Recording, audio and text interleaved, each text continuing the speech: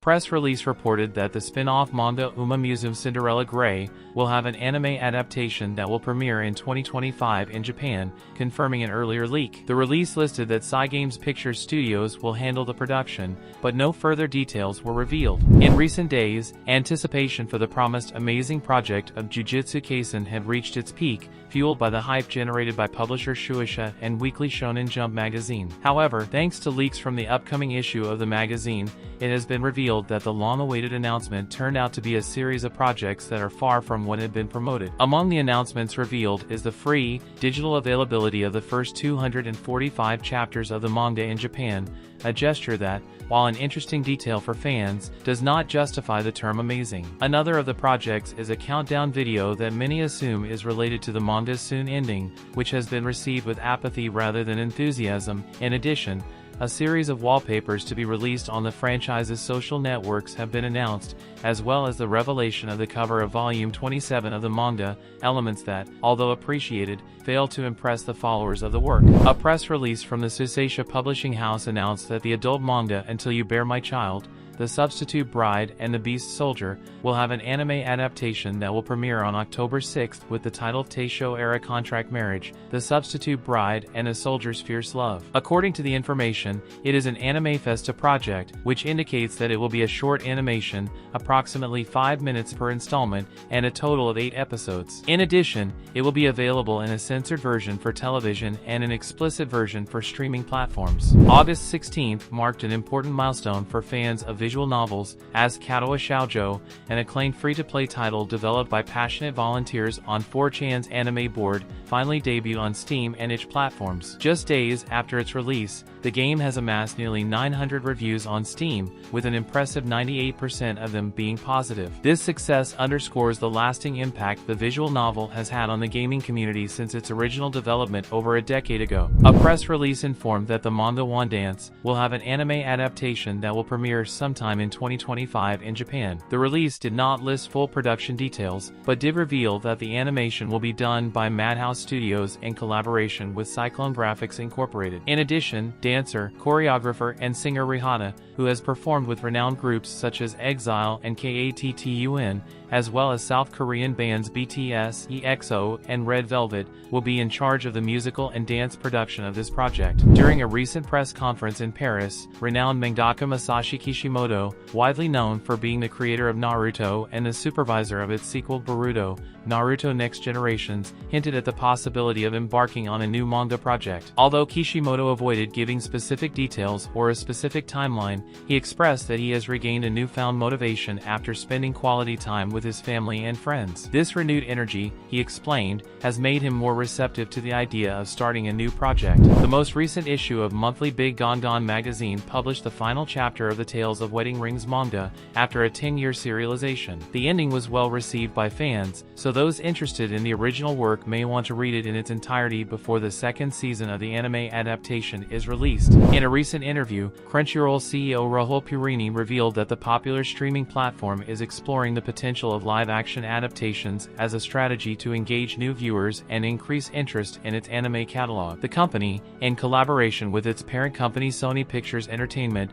is evaluating the possibility of producing live-action versions of some of its anime intellectual properties. Purini mentioned that Crunchyroll is not only considering these adaptations for its own platform, but also for other streaming services interested in this type of content, with the goal of expanding the anime audience. "We believe we can leverage our connection with Sony Pictures Entertainment to do live action of some anime, in collaboration with our Japanese partners and our parent company," he commented. A 2017 news story involving China's Trapito subculture has resurfaced and trended on Japanese commentary forums, generating a new wave of debate and backlash. The original controversy revolves around an incident where a wealthy follower discovered that his favorite streamer, who presented himself as a Trapito in his live streams, was actually a biological woman. This discovery led the follower to accuse the streamer, who had cultivated a large fan base under the premise of being a man disguised as a woman, of fraud. In the incident, which unfolded 7 years ago in China, the follower in question had been a devoted fan for years users, investing large sums of money in gifts for the streamer. However, his devotion collapsed when he requested that the streamer sing a military song in a male voice, and the streamer was unable to fulfill the request. This made the followers suspect that the Trapido was actually a woman, which he later confirmed, leading him to file a scam complaint with the authorities. The much-anticipated Update 2.1 of the sci-fi shooter role-playing game Snowbreak: Containment Zone has suffered a delay in its release for Android devices due to problems during Google's review process of the application. As reported by the game's official Discord server, this setback originated because Google deemed the promotional image for the Operation Midnight event inappropriate. In the promotional image, the new operative Vidya Gavi is presented with a skimpy outfit that notably highlights her bust. This is not the first such incident for Snowbreak: Containment Zone, as previously the promotional video for the same update also faced similar issues on YouTube, though it was eventually made accessible on the platform. Despite the initial hurdles, Update 2.1 is now available on the Google Play Store with no apparent changes to its promotional images and videos. To compensate Android users for the delay, the developers granted compensation in the form of in-game currency. Last August 23rd, popular VTuber Xun made her first television appearance during the program Kinyobi no Metaverse broadcast by TV Asahi. In a dedicated segment, Xun, with over 1.27 million subscribers on YouTube,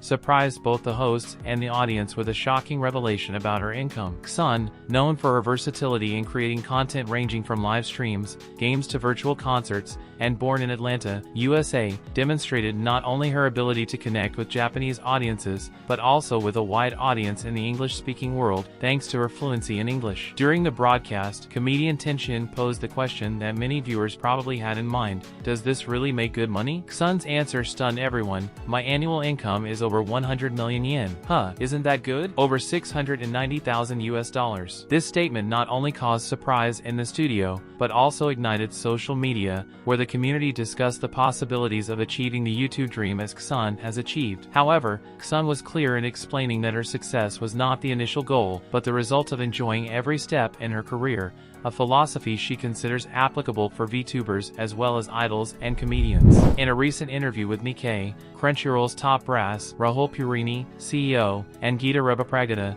COO, discussed the past, present and future of the anime industry, stressing the importance of the medium remaining inherently Japanese and focused on Japanese creators. When asked about how to maximize the popularity of anime in light of past failures, such as the Japanese government's Cool Japan project, Purini expressed support for any initiative that would increase the number of anime fans and the production of more works. However, he stressed the importance of maintaining the Japanese essence in anime.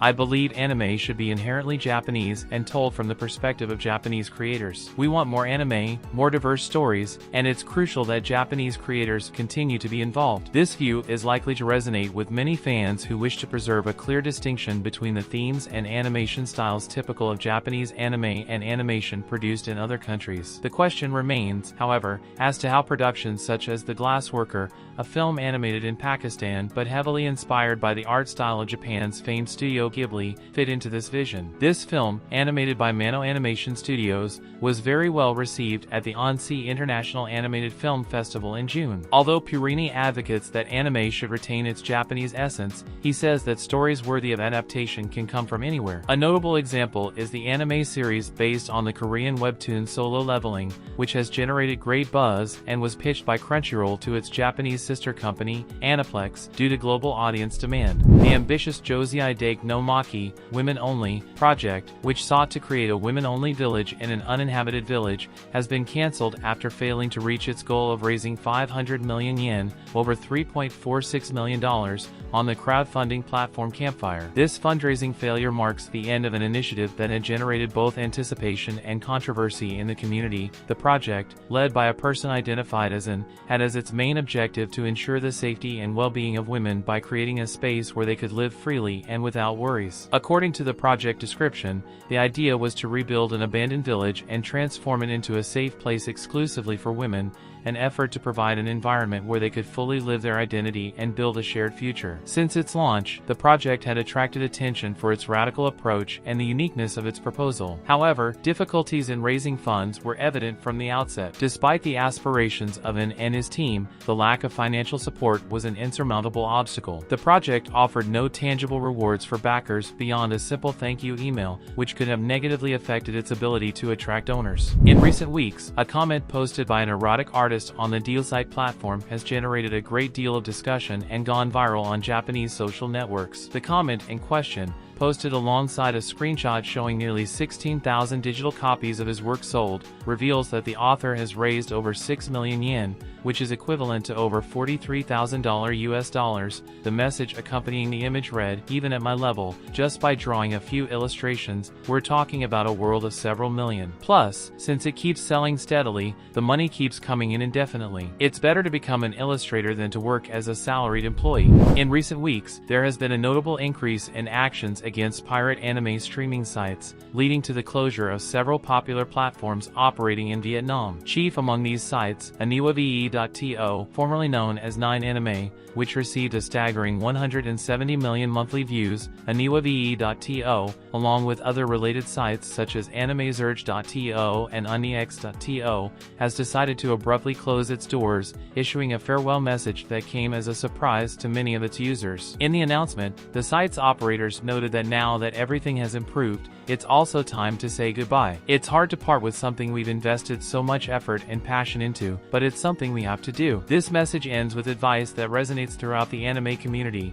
If possible, use paid legal services. It's something we should do to show our respect for content creators and producers. This kind of message is not new in the world of pirate streaming. The same parting tone was used by fboxc.to, another popular site linked to movies, which also recently shut down. fboxc.to accumulated more than 55 million monthly visits in recent months, but has now decided to cease operations, urging its users to support content creators through legal platforms. The wave of closures seems to be connected to a coordinated action by authorities and organizations such as the MPA, Motion Picture Association, and ACE, Alliance for Creativity and Entertainment, who see Vietnam as a key point in the fight against online piracy. This is not the first time that Vietnam has found itself at the center of these operations. In 2018, the 123 Movies site, also originating from Vietnam, was shut down following an international operation. Now, the fate seems to be repeating itself with sites linked to movies and Aniwave. These closures are leaving a significant mark on the pirated anime streaming landscape. With the demise of these platforms,